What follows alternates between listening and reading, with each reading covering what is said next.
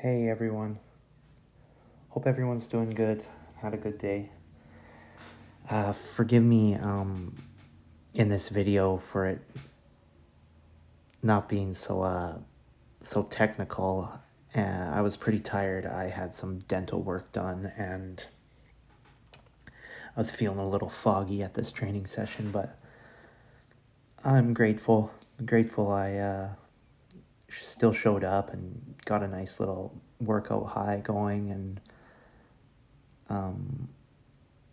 something happened to me after the training session that I want to talk to you guys about. And it's kind of like the topic I'm going to go with today.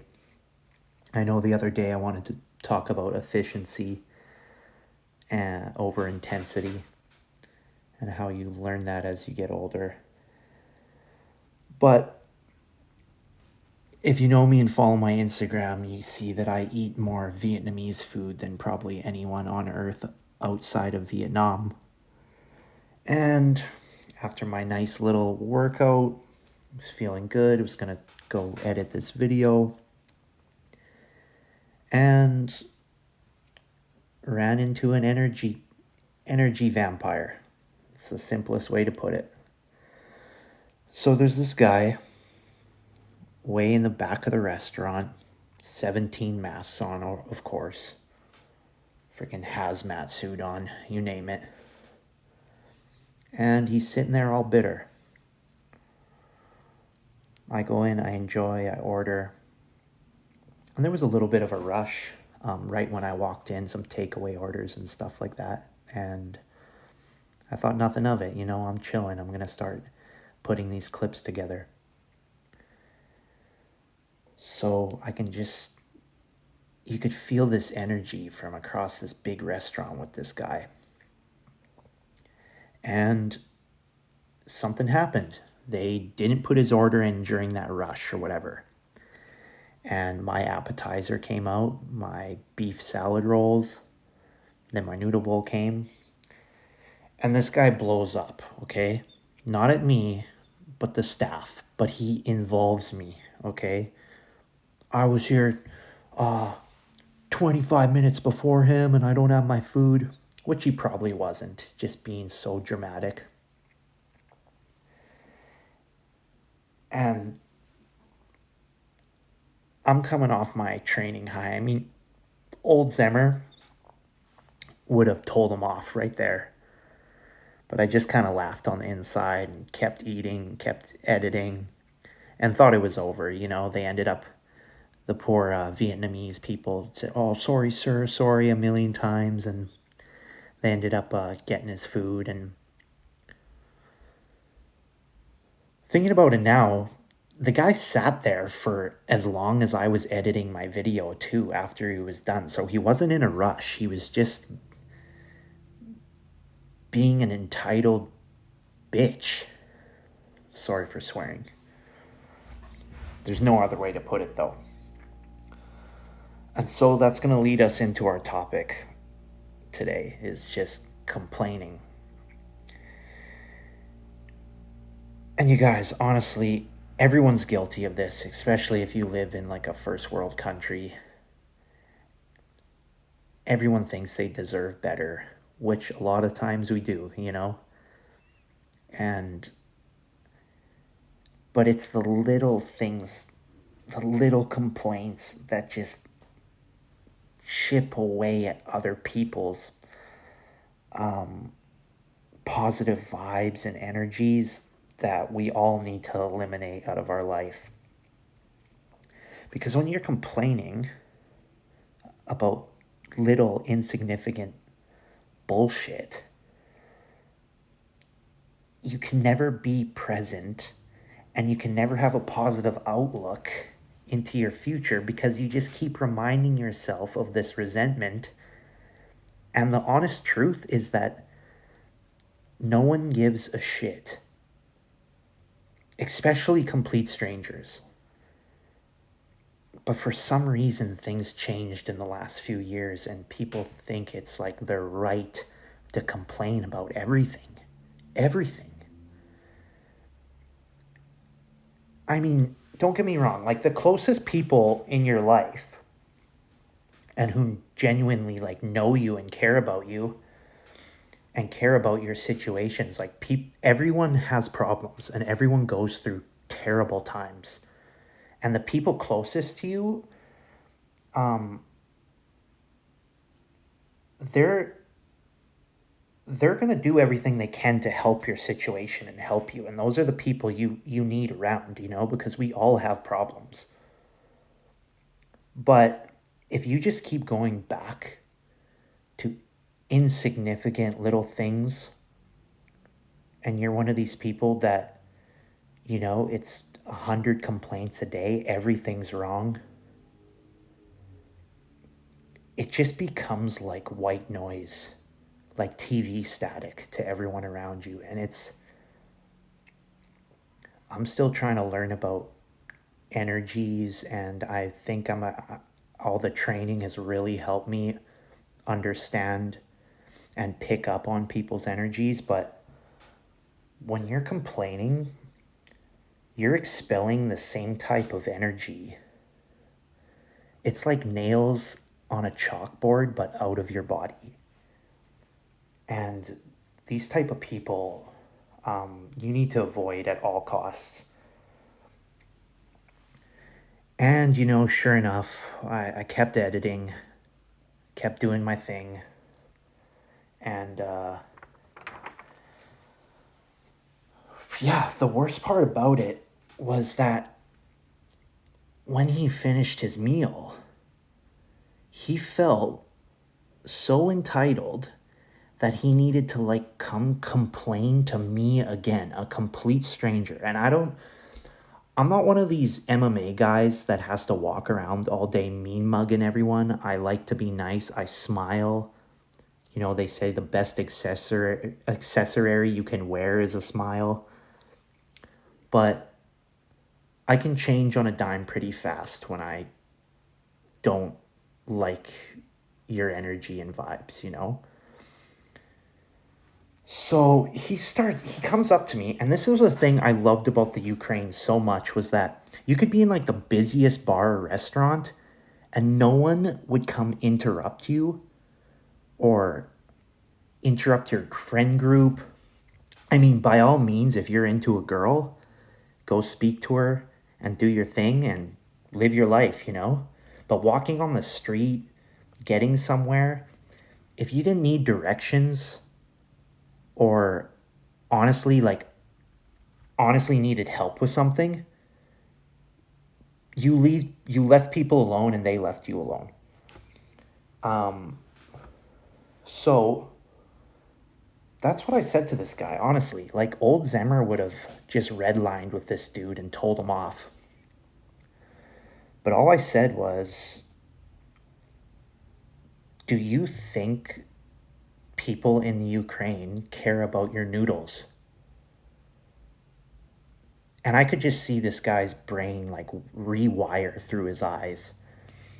And respect to him, he didn't argue with me anymore. I humbled him. He went out to his brand new Dodge, like tough life, buddy. And he wasn't even in a rush to go anywhere because he didn't get his food and leave. And I mean, this is Saskatoon. Like, I hope he goes to a different place and doesn't come back to my favorite restaurant, But really, you guys, like, your mental health depends on avoiding these energy vampires at all costs. And it really only takes an extra of maybe 30 seconds of just like everyone you encounter just to kind of focus and read their energy a little bit more.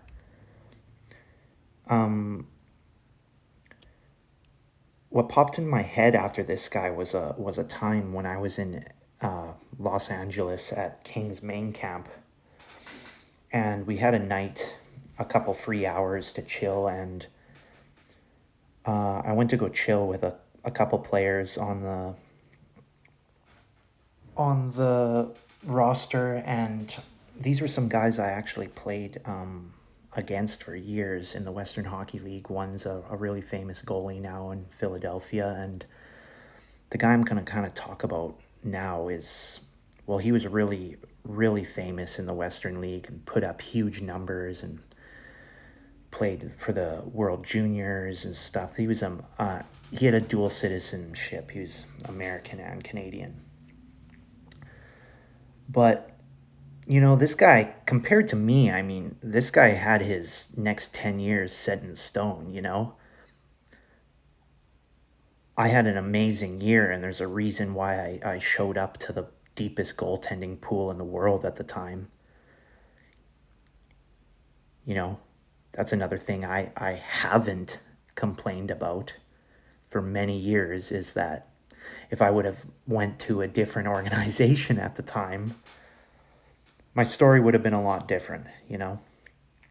But getting back to this guy, we're hanging out, and I mean, this guy's got his next 10 years are set up, right? He's that talented. He's put up huge numbers. He's signed. But just everything was wrong. And I mean, I remember leaving, maybe spending 45 minutes just hanging out in this hotel room, watching TV, chilling. We were chilling by the pool and jacuzzi. I remember being so exhausted. And another guy who's a really famous player in the Western League was there too. It just reminded me of this. We walked out of this room and he went, "I can't stand that guy." And I was too nice when I was younger, and I didn't call people on their bullshit at all. And I guess it's my upbringing, you always give people a second chance, and you don't know someone till you really know them type thing. But I mean, so much complaining. Like, he was complaining about which granola bars were in the locker room cafe, his skates, his line mates, the schedule, the heat, like absolutely everything. And one of the hardest things for me, looking back on this now, was that not even a day later, kind of the same situation happened, and we're all kind of chilling out, and we go to the pool, and I want to meet some of the other guys for the first time. And there's this really famous player there. He plays for the Calgary Flames now, and I've been waiting to at least kind of introduce myself or something, like same age, could be a friend for the future. But I showed up again with this guy who was just had the worst vibes and worst energy ever. And what's he do? Just the same thing. Everything's wrong. Half hour of just bullshit complaining about you name it, like incredibly annoying. And I don't say anything. I just kind of and these guys think he's my homie, the guys I really want to meet, who I felt like good vibes from on the ice and stuff like that. But I showed up with this guy and then the other cool goalie, who's a G. And man, for the next few days, this guy who plays for the Flames now, he didn't want anything to do with me, just guilty by association, And it's always bothered me.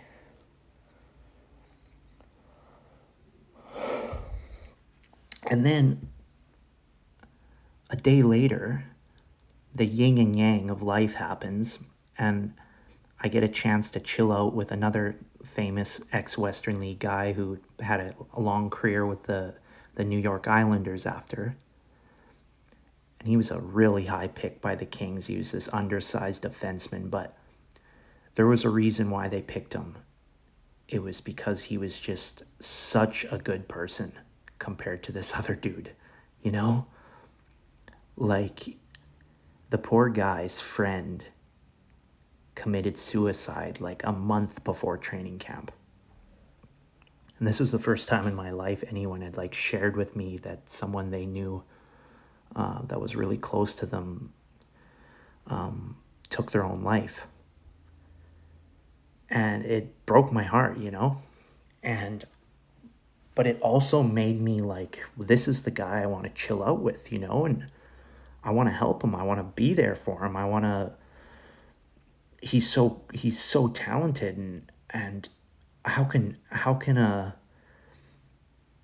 guy who has like his whole NHL future ahead of him be so down right now and broken? It didn't make sense to me, you know? Well, I mean, I understood how hard that is, but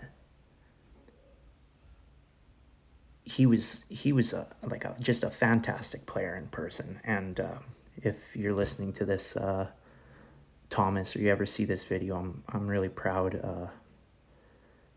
of how your career ended up and how well you've played ever since that happened.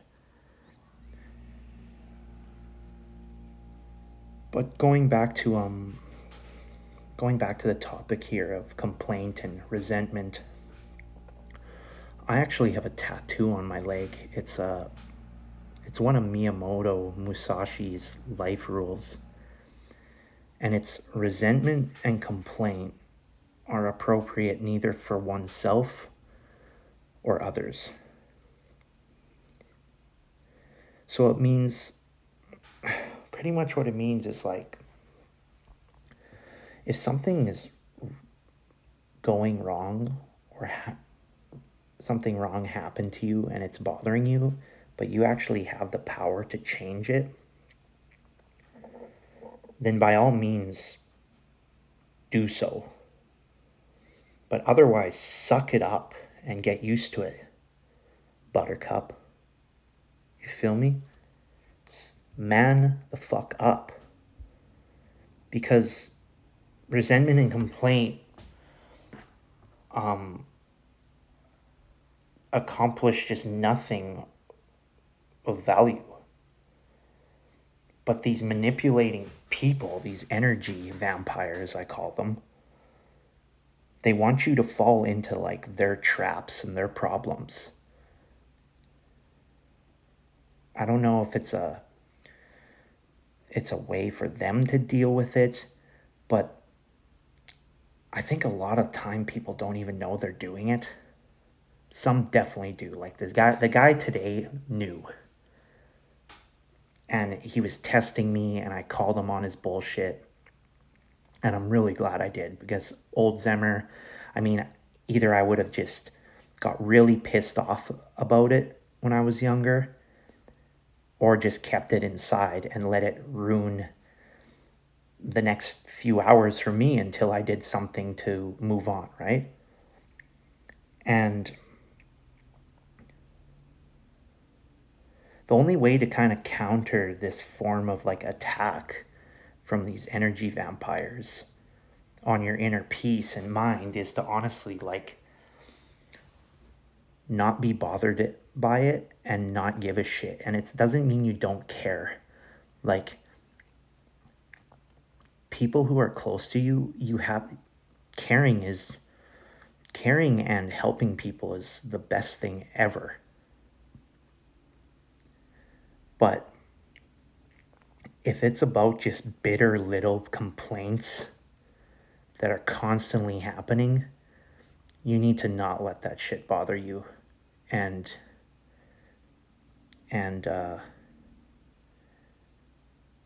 let these vampires suck your energy with their pointless problems, you know? They're not problems, they're complaints. And this is honestly, you guys, like this was one of the biggest challenges of my life at one point, you know? For years, I had thoughts in my head like, only if I would have chose a better agent, only if I would have went to a different organization, only if I would have not let myself be manipulated by people or in former relationships, or loyal to people who had no reason to really be a part of my life or hockey career. Or I still look like these thoughts have crept in for a lot of my early 20s. If only I've trained more martial arts and not lifted so much weights in junior. If only if I would have rested more in the off season and not went and partied and drank and hung out with people that I just happened to go to the same school with. If only I'd moved away sooner. If only if I had won that championship in Calgary. If I would have won MVP that year. Like, it was just resentment and complaints in my mind that just kept me sinking in the quicksand. If only if I was taller, faster, stronger, had this coach, had that coach. If only, if only. And honestly, all it did was just sink me into that quicksand. And instead of manning the fuck up and grabbing onto the branch that was right in front of my face and pulling myself out, I would have saved myself years of just mental torment and kept so much more inner peace, you know? Like, if you blow a tire on the side of the road, you just don't sit on the curb and cry. I mean, you you put on the spare. Or at the very least, I mean, you call someone, right? So trust me, you guys, like, I know it's never easy to just get over it or get over bad things that happen to you, even if it's, especially when it comes to like betrayal and disloyalty. But if you can ask yourself if it's like really worth your time and effort to keep thinking about this, oftentimes, actually, like, way more than you think, like, the answer is going to be like, not one bit, not at all. I don't need to complain or think about this anymore. So I hope that was awesome, you guys. I hope you liked it.